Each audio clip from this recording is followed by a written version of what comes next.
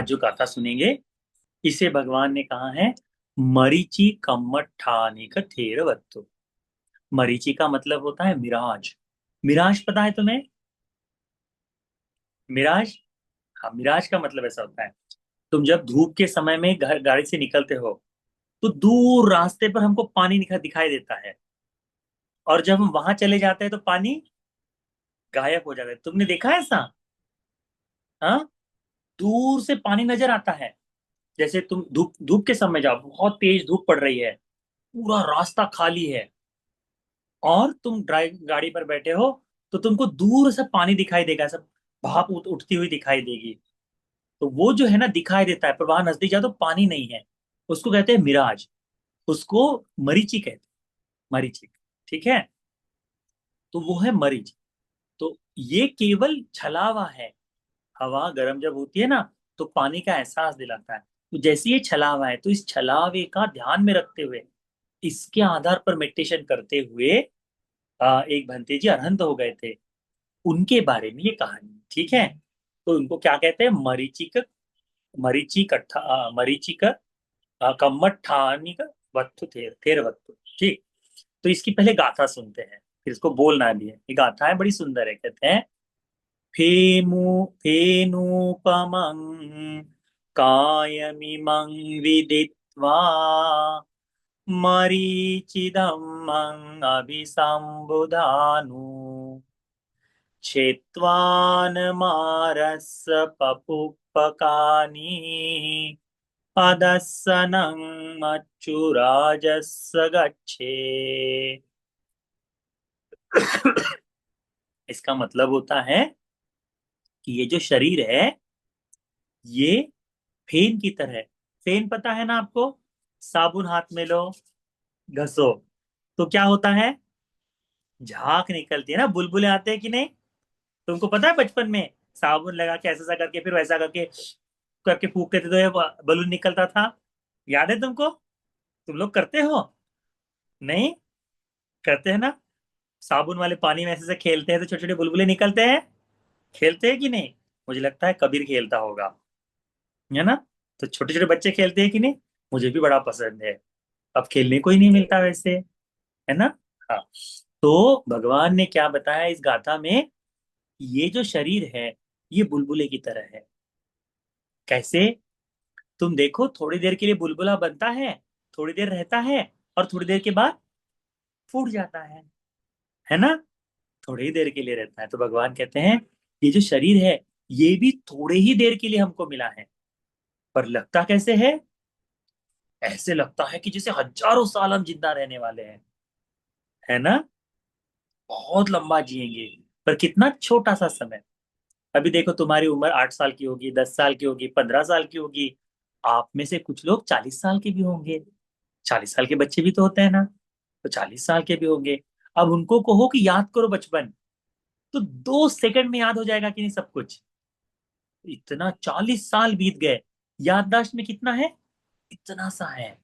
कितना जल्दी समय निकल गया। 10 दिन में मर भी जाएंगे हम लोग, है ना? तो थोड़ी ही देर के लिए बुलबुला रहता है। जैसे हाथों में साबुन लगा है, ऐसा फूल, और वो गुब्बारा ऐसा उड़ते जाता है, थोड़ी देर के लिए ऐसा हवा में उड़ता है, और क्या होता है? फट से फूट जाता है ना? आवाज भी नहीं आती वो जब फटता है। ऐसा ही ये भगवान कहते हैं कि ये शरीर बुलबुले बुलबुले की तरह, झाग की तरह है। दूर से देखकर जैसे मिराज दिखाई देता है ना, कि दूर गर्मी के कारण रेगिस्तान में चले जाओ तो वहां पानी दिखाई देता है, पर पानी ही नहीं होता। सड़क के ऊपर पानी चलते हैं, दिखाई देता है, पर पानी नहीं होता। तो ये शरीर मेरा है, ये मैं हूं, ऐसा लगता है लोगों को, परंतु वो क्या है? केवल झूठ है। दिखने में पानी दिख रहा है, पर है क्या? सब झूठ। फिर भगवान कहते हैं क्षेत्रवान मारस पौकानि। जब कोई व्यक्ति इसे दूर कर देता है, इस विचार को दूर कर देता है कि ये तो शरीर जो है नित्य है, मैं तो परमानेंट रहूंगा, मैं तो कभी मरने वाला नहीं हूं, मैं बूढ़ा नहीं होऊंगा, ऐसा हमको लगता है ना। ये जैसे कोई आदमी त्याग देता है, समझता है अरे सब कुछ तो एक न एक दिन नष्ट हो जाएगा, सब कोई मर जाएंगे, मेरे मम्मी पापा वो मर जाएंगे, भाई बहन वो भी मर जाएंगे, हमारे टीचर वो भी मर जाएंगे, मैं मैं भी मर जाऊंगा। ऐसा हमको पता होना चाहिए। तो क्या होता है, ये जो मार राजा है, इसका जो बंधन है ना, ये छूट, मृत्यु का जो बंधन है, इससे आदमी मृत्यु के पाश से आदमी ओझल हो जाता है करके इस गाथा में बताया। ठीक। फेनूपमं कायमिमं विदित्वा मरीचिदम्मं अभिसम्बुधानु छित्त्वान् मारस्य पपुपकानि अदस्सनं मच्चुराजस्य गच्छे। ठीक है। इसका मतलब ये होता है कि ये जो शरीर जो है, ये फेन की तरह है, बुलबुलों की तरह है। ठीक है। और ये शरीर का जो है ना, ये जितना हमारा जीवन जो है, ये संयोजन जो है ना, ये जीवन में जो प्रपंच चल रहा है, ये मरीचिका की तरह है। जैसे तुम्हें कुछ खाने की इच्छा होती है, मीठा खाने की इच्छा, जैसे मुझे आज गरम गरम गुलाब जामुन खाने थे। तो जब गुलाब जामुन आए तो ठंडे हो गए थे, पर ये गुलाब जामुन के टेस्ट कहाँ तक है, केवल जिह्वा तक है। उसके बाद में खत्म हो जाती है। हमारी इच्छाएं कभी समाप्त होती है क्या? नहीं। आज ये चाहिए, कल वो चाहिए, कल वो चाहिए।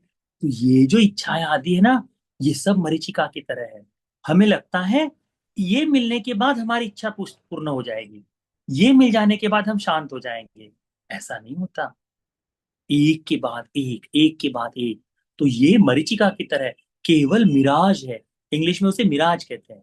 ठीक है। So it's like a mirage. our body, our life is kind of bubbles, no, fog or bubbles, and it is kind of mirage. जब कोई इसको त्याग देता है ना, छेदता यानी तोड़ देता है, किसे, मार के इन फूलों को तोड़ देता है, तो क्या होता है, वह व्यक्ति मृत्यु के पाश से दूर चले जाता है। ये जो भ्रम पैदा होता है ना, ये मार का पाश ही है, मार की बाण है। ठीक है। इनको यदि जो कोई तोड़ देता है, तो मृत्यु की नजरों से वो व्यक्ति ओझल हो जाता है। ऐसा बताया। इसकी एक कहानी है, एक छोटी सी कहानी। भगवान बुद्ध जी श्रावस्ती में रहते थे, जेतवन में। तो वहां पर एक भिक्षु आए। उन भिक्षु को इच्छा थी कि मैं किसी एक तरह का ध्यान कर पाऊं। अब जैसे कुछ कुछ लोग होते हैं ना, कोई अशुभ की साधना करते हैं, कोई मैत्री की साधना करते हैं, कोई कहते हैं मैं तो आनापान सती करूंगा। अलग अलग ध्यान। परंतु सब ध्यान सबके लिए है क्या? नहीं। तो सभी लोगों के लिए अलग अलग ध्यान हो सकते हैं। तो ये भंते जी के मन में आया कि मुझे ध्यान साधना करने के लिए एक मजबूत ऐसा कर्म स्थान चाहिए। तो मैं जाकर अभ्यास करूंगा, धर्म का अभ्यास करूंगा। ठीक है। तो वह व्यक्ति ध्यान का अभ्यास कर रहा है, परंतु उसे पता नहीं कि मैंने कौन सा करना चाहिए। तो कोशिश कर रहा है, पर अंत नहीं हो रहा। तो इसीलिए उसके मन में आया कि मैं भगवान बुद्ध जी के पास जाता हूँ। भगवान बुद्ध जी के पास जाके मैं बैठ जाऊंगा और भगवान बुद्ध जी को कहूंगा, भगवान मैं तो ध्यान कर रहा हूँ, पर मैं अनंत नहीं बन रहा हूँ। तो मुझे आप ऐसा कोई ध्यान बताओ कि जिसके सहारे मैं जल्दी से जल्दी अपना धर्म पूरा कर पाऊं। तो जब ये है सोचता है, तो जब भगवान के पास जाने के बारे में सोचता है, तो भगवान दूर है। तो भगवान के पास जाते रहता रास्ते में।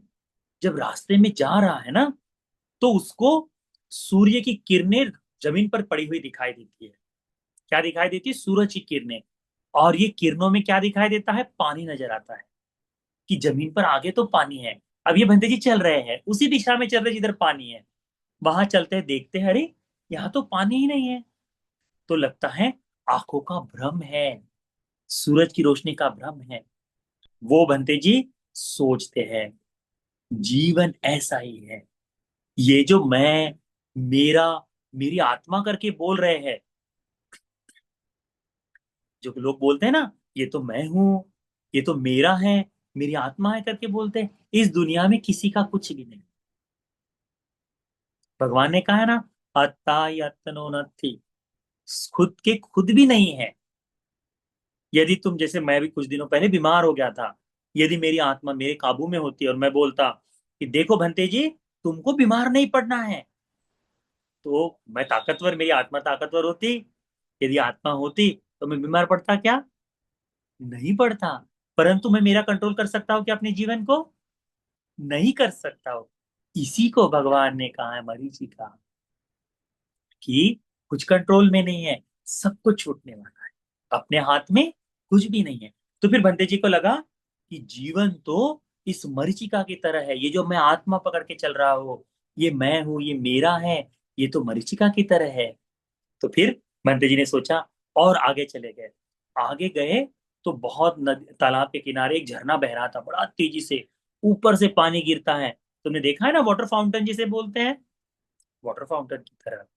तो वहां जाकर बंते जी थोड़ी देर के लिए ध्यान के लिए पानी वगैरह पी लिया होगा। अब क्योंकि चलते चलते आ रहे हैं ना, भगवान को मिलने के लिए जा रहे हैं, थक गए। तो थक कर वो पानी पिए, और पानी पीकर उस तालाब के किनारे से बैठे रहे। ऊपर से पानी जोर जोर से गिर रहा है।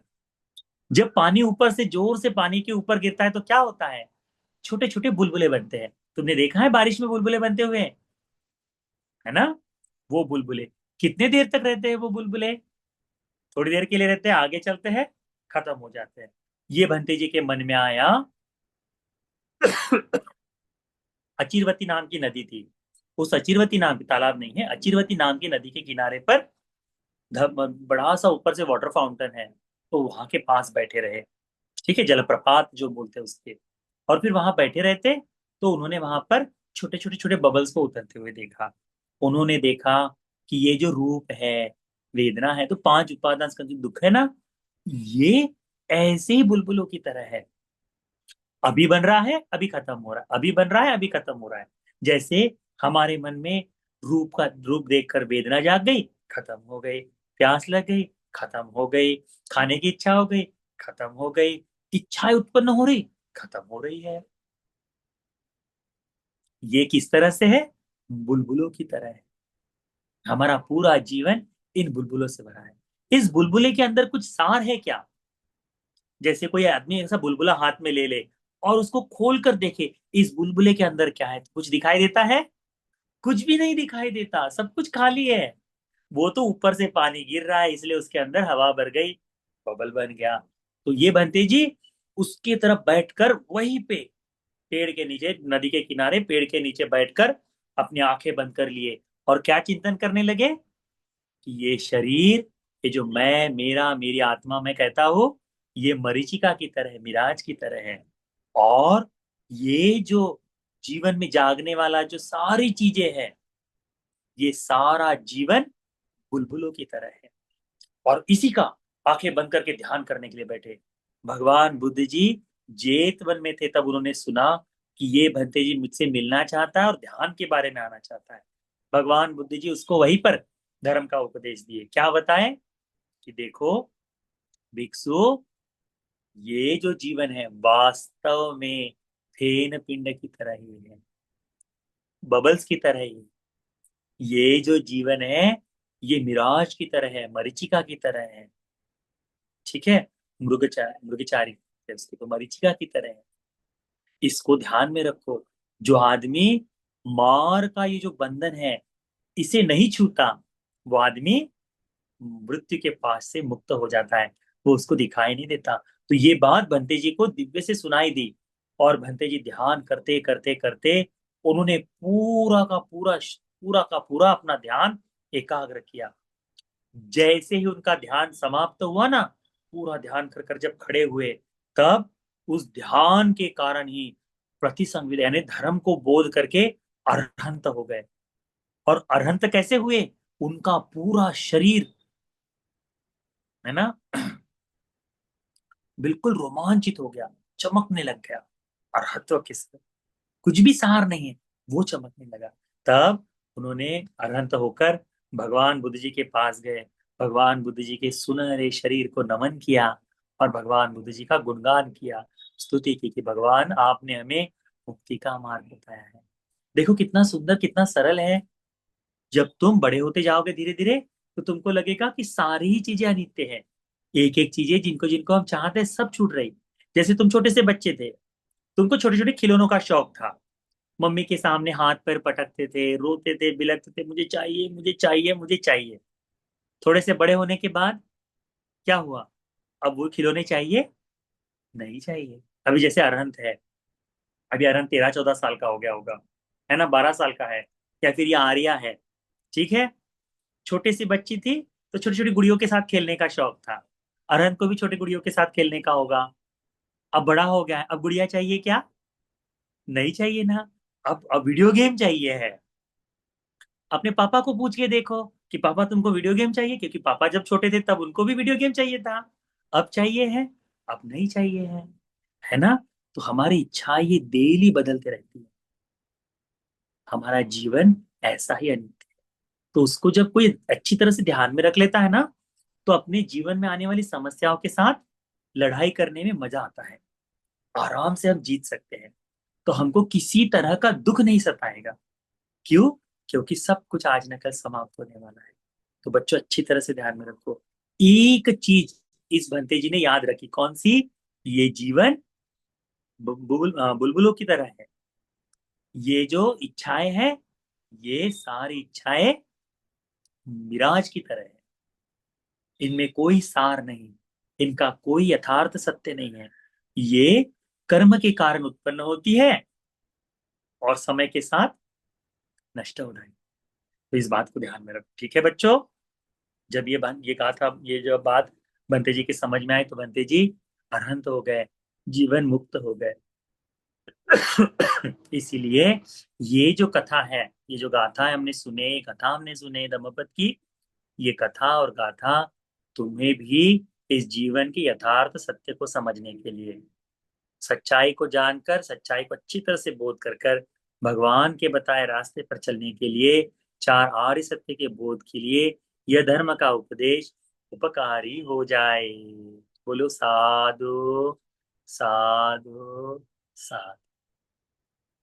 ठीक है बच्चों। साधु देखो, साधु। आज तुम लोग 90 लोग जुड़े हुए हो, है ना, 92 पीपल आर देयर, ठीक है। तो जितने बच्चे जुड़े हैं, कुछ भी हो जाए, जैसे तुमको डेली खाना चाहिए ना, डेली ब्रश चाहिए, डेली, जैसे तुम ना, डेली तो नहीं नहाता कोई, मुझे नहीं लगता तुम लोग डेली नहाते हो, ठीक है। तो जैसे दो एक दिन में नहाते हो, पर खाना डेली चाहिए ना, वॉशरूम के लिए डेली जाते हो कि नहीं, वैसे ही हर संडे के दिन क्लास में जुट जाओ। 1 घंटे की क्लास है, 1 घंटे की, केवल उससे एक एक मिनट भी ज्यादा नहीं रुकने का। 1 बजे जुड़ने का, और 2 बजे क्लास खत्म नहीं भी हो तब भी बंद करके चले जाने। ये जो बात है तुम जो सुन रहे हो ना, अभी अभी पूरी बात ना भी समझ में आए तब भी चलेगा, परंतु धीरे धीरे जब करते रहोगे ना बच्चों, तो बुद्धिस्ट करके एक नाम कहते हैं हम लोग। यदि तुमको कहे कि तुम कौन हो, तो तुम क्या बोलते हो? I am Buddhist. पर तुमको यदि पूछे कि बुद्ध का धर्म क्या है, आई डोंट नो, तो ये बोलने वाले तुम नहीं बनोगे। तुम क्या बताओगे? जैसे जैसे सीखते जाओगे, बड़े होते जाओगे, I know what Buddha taught, भगवान ने हमको क्या सिखाया है, हमको पता रहेगा। इसीलिए अच्छे श्रद्धावान भगवान बुद्ध जी के शिष्य बनो, अच्छे बालक बनो, ठीक है। इसलिए कितनी भी तकलीफ हो, कितना, देखो मुझे भी तो आलस आता है ना कभी कभी, फिर भी मैं आ जाता हूँ ना कब बहुत बार। हम्म। तो वैसे ही तुमको भी आलस भी आए तब भी कैमरा खोलकर, नहीं भी खोलकर, बैठ जाओ, हर संडे के दिन सुन लो। जैसे जैसे सुनते जाओगे, 1 साल सुन लो, 2 साल सुन लो, मैं शायद कोई कोई बात बार बार बताऊं, उसको भी सुन लो, और तुम देखना, इसको सुनने के कारण तुम्हारा पूरा जीवन बदल जाएगा। मेरे कारण नहीं, किसके कारण? भगवान बुद्ध जी की वाणी के कारण, ठीक है। तो उसके लिए हम बुद्धिस्ट है ना, तो बुद्धिस्ट लोगों ने जो करना चाहिए, तुम लोगों से मुझे लगता है आधे बच्चे बाबा साहब अम्बेडकर जी को जानते होंगे, उनको मानते भी होंगे, आधे बच्चे, सब लोग नहीं मानते, अलग बात है। तो जो लोग मानते, बाबा साहब ने कहा था, हर व्यक्ति ने, हर बुद्धिस्ट ने एवरी संडे बुद्ध विहार में जाना चाहिए। पर बुद्ध विहार में बनते जी नहीं रहेंगे, धर्म का उपदेश नहीं होगा, तो जाकर कोई फायदा है क्या? नहीं। तो तुम बच्चों के लिए ये संडे स्कूल में जुड़ना बुद्ध विहार को आने जैसा है, ठीक है। So join here, show your gratitude toward Baba Saheb Ambedkar, okay, develop the respect toward him, and participate in every Sunday. कुछ भी हो जाए, नींद भी आती रहे तो ऐसे ऐसे ऐसे सुनते ऐसे ऐसे ऐसे भी कर लो तो भी कोई दिक्कत नहीं, पर हर संडे को जुड़ना है, ठीक है? ठीक। ठीक है बच्चों, आज के लिए इतना काफी है। तो हम सब बच्चे लोग इकट्ठा हुए, भगवान की शरण में गए, पंचशील को धारण किया, धम्मपद की एक गाथा सुनी, धम्मपद की कहानी सुनी। इस आशय से हमने बहुत सा पुण्य किया है। हमारे उज्जवल भविष्य के लिए जो वस्तु आवश्यक है हमको, हमने वो भी सीखी आज। कौन सी? कि हर संडे के दिन हमको जुड़ना चाहिए करके। तो ये बात भी हमने सीखी, इसको जान लिया। इस आशय से आज हमने बहुत सा पुण्य किया है। ये किया हुआ सारा पुण्य, सारा कुशल कर्म, सभी पुण्य का एक देवताओं को देते हैं, इष्ट देवताओं को देते हैं। उन सभी देवताओं की अनुकंपा हम पर बनी रहे, धर्म के मार्ग पर चलने में वो सहायक करे। उन सभी देवताओं को भी इस बुद्ध शासन में चार आर्य सत्य का बोध हो जाए। साधु साधु साधु। किया हुआ सारा पुण्य हमारे सभी ज्ञातियों को देते हैं, जो मर गए हैं, मृत्यु को पाए, उन सबको देते हैं। ये सारा पुण्य उनके परलोक के जीवन को सुख से सुखमय बनाने के लिए, संसार दुख से मुक्ति के लिए उपकारी हो जाए। साधु साधु। क्या हुआ सारा पुण्य अनुमोदन करेंगे हमारे गुरु जी को, आश्रम में रहने वाले, देश में रहने वाले, दुनिया में रहने वाले सभी पूजनीय बनते जी लोगों को, भिक्षुनी लोगों को ये सारा पुण्य देते हैं। ये सारा पुण्य उनको भी भगवान का शिष्य अच्छी तरह से बनते हुए चार आर्य सत्य को बोध कर लेने के लिए ये पुण्य उपकारी हो जाए। साधु साधु साधु। क्या हुआ सारा पुण्य अनुमोदन करेंगे तुम सभी बच्चों लोगों को, तुम्हारे मम्मी पापा को, तुम्हारे टीचर्स को, तुम्हारे दोस्तों को, सबको देते हैं। ये सारा पुण्य तुम्हें अच्छी तरह से पढ़ाई में मन लगने के लिए, आज्ञाकारी शिष्य बनने के लिए, अच्छा बच्चा बनने के लिए, अच्छी बालिका बनने के लिए, अच्छी तरह से पढ़ाई करने के लिए, तुम्हारे मम्मी पापा को भी सुखपूर्वक जीवन जीने के लिए, तुम सभी बच्चों को भगवान बुद्ध जी का शिष्य बनते हुए, धर्म के रास्ते पर चलते हुए, उत्तम चार आर्य सत्य को बोध करने के लिए यह पुण्य उपकारी हो जाए। साधु साधु साधु। क्षमा याचना करेंगे प्रयत्न से। कायेन वाचा चित्तेन पमादेन मया कृतं अच्छयं कममे बान्ते भूरिपन्य तथागत। कायेन वाचा चित्तेन पमादेन मया कृतं अच्छयं कममे धम्म सन्दिट्ठिक कालिक। कायेन वाचा चित्तेन पमादेन मया कृतं अच्छयं कममे संग पुण्यं खेत्तं अनुत्तरं। साधु साधु साधु। सभी बच्चों को आशीर्वाद करेंगे, नमन करना है। अभिवादनशीलिस नित्यं वद्धापचाइनो चत्तारो धम्मा वर्धन्ति आयुवन्नो सुखं बलं। आयुरारोग्य संपत्ति सग्ग संपत्तिमेव च अतो निब्बान संपत्ति विनाते समिच्छतु। सुखी दुःखानि रोगाः हन्तु निब्बानस्य पच्यते।